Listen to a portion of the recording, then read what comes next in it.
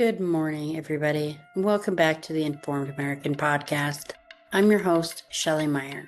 Today we're covering a story that's quickly escalating into a crisis for tens of millions of Americans. The possibility that SNAP food stamp benefits may not be issued in November unless the federal government shutdown ends. We'll cover what's happening, how we got here, who's responsible, what it means for regular Americans, and when we might see relief. So let's begin. What happened and why it matters? The federal government shutdown began on October 1st, 2025, when Congress failed to enact appropriations or a continuing resolution to fund federal operations for fiscal year 2026. The SNAP program, administered by the USDA Food and Nutrition Service, uses federal appropriations to issue monthly benefits to more than 400 million Americans. And according to recent USDA communications, the agency has notified state SNAP agencies that November benefits cannot be guaranteed in most states if the shutdown continues. On October 24th, a USDA memo made it clear that the department will not tap into its contingency fund, which is approximately $5 billion, to cover November benefits. The reasoning? Funds are reserved for disaster and not regular monthly payments. Well, I'd call this a disaster. What about you? States such as Texas, Pennsylvania, Oregon, and others are already warning that if federal funding doesn't resume, they must delay or suspend SNAP payments beginning November 1st. Experts and hunger advocacies are warning this could become the worst hunger crisis in the U.S. since the Great Depression. So why does this matter? Well, for many families, low-income workers, seniors, veterans, and people with disabilities, their grocery budget depends on SNAP. A suspension or delay of benefits isn't just inconvenient. It means hunger, increased reliance on food banks, which is already in low supply because other Americans can't afford the grocery prices to give food to food banks. There's going to be worse health outcomes and greater economic stress. So how did we get here? Here's the policy and funding breakdown.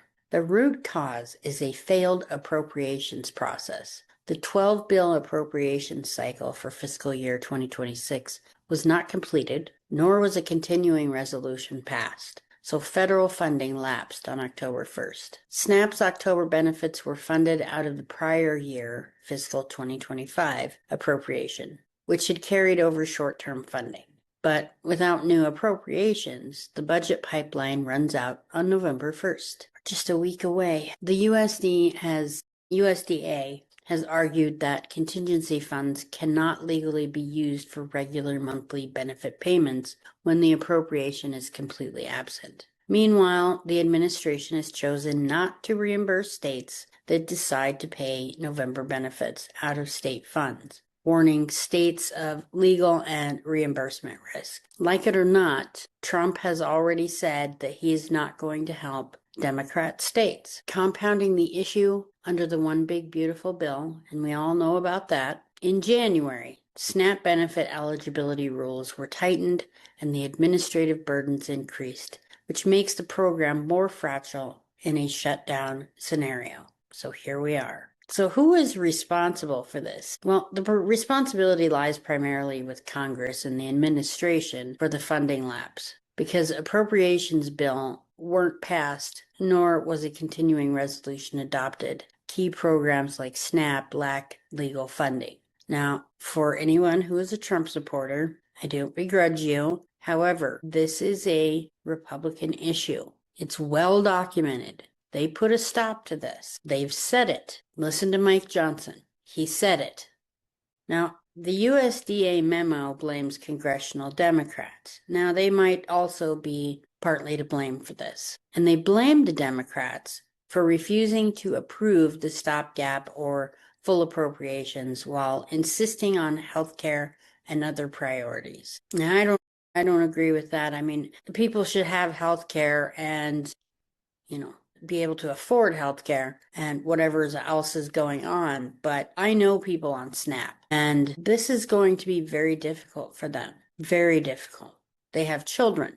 They don't make enough to support themselves completely on what they make. So this is going to be a hardship for millions of people. So the Democrats counter that Republicans and the White House are using shutdown threats to push their policy demands. They're obstructing negotiations and have refused a clean, continuing resolution that would preserve social safety nets like SNAP benefits. On the state level, governors and food assistance organizations argue that federal decisions are forcing states to weigh deeply unpopular choices, skip benefits, expend state funds, or increase demand on already stretched local food banks. And again, the people who are of means are having a hard time affording groceries to help supply food stamps. So it's accountability may span the parties, leadership, legislative process breakdowns, and executive decisions around contingency fund usage. So what happens if SNAP benefits stop or are delayed? If benefits aren't loaded to EBT cards in early November, approximately 42 million Americans, that's 1 in 8, could lose food assistance that month in November. Communities will feel widespread ripple effects, increased demand at food banks that are already undersupplied, strain on local charities, rising grocery costs for families, and possibly higher debt or eviction risk for households already living paycheck to paycheck. States will face economic ripple effects. SNAP benefits help the local grocery stores, farmers, transport sections, and halting these benefits means a pullback of the money in local economies. Politically and socially, it may shift how Americans view food assistance. Instead of being seen as temporary help, failure to deliver benefits will highlight assistance as basic social infrastructure, which means people who are temporarily on food stamps due to a loss of job or lower wages, what have you, will now be on SNAP benefits longer if and when the government shutdown stops. For older adults, disabled individuals, veterans on fixed incomes, the stakes are even higher. No alternative income stream and greater vulnerability. So when are things going to return to normal? And what needs to be done to make that happen?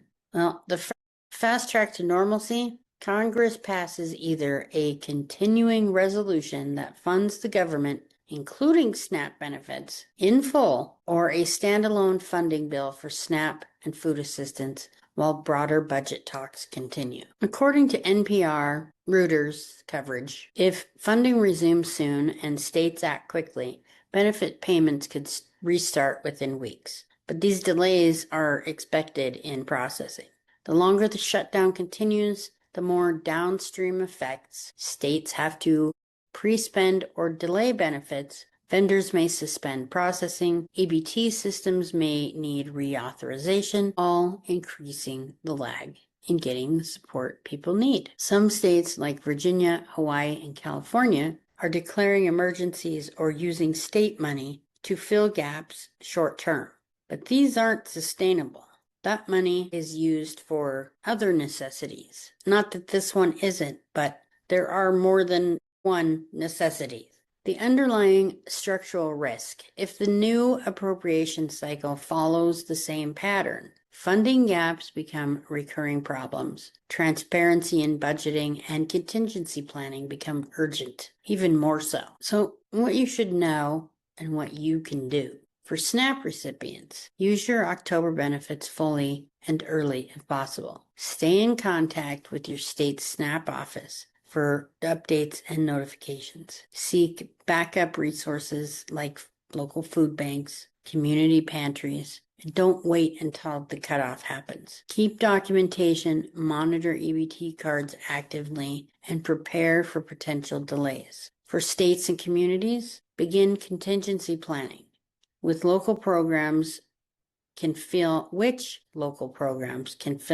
temporary gaps. Coordinate with community organizations and food banks, which may face surge demand and possibly lack of food. Advocate with state and federal officials and request reimbursements or emergency allocations. That might be tricky. And for all Americans, understand that safety net programs like SNAP are not short-term extra help. They're part of the basic infrastructure for millions of other Americans. And recognize the interplay between budget process failures and real-world human consequences. Engage with your representatives. Ask them how long gap funding is acceptable, what protections exist for the vulnerable, and how future shutdowns will be prevented. Why all of this matters beyond politics? This issue isn't just another headline. It's about food on the table, dignity, health, and stability for millions of Americans. The government shutdown may seem like abstract politics,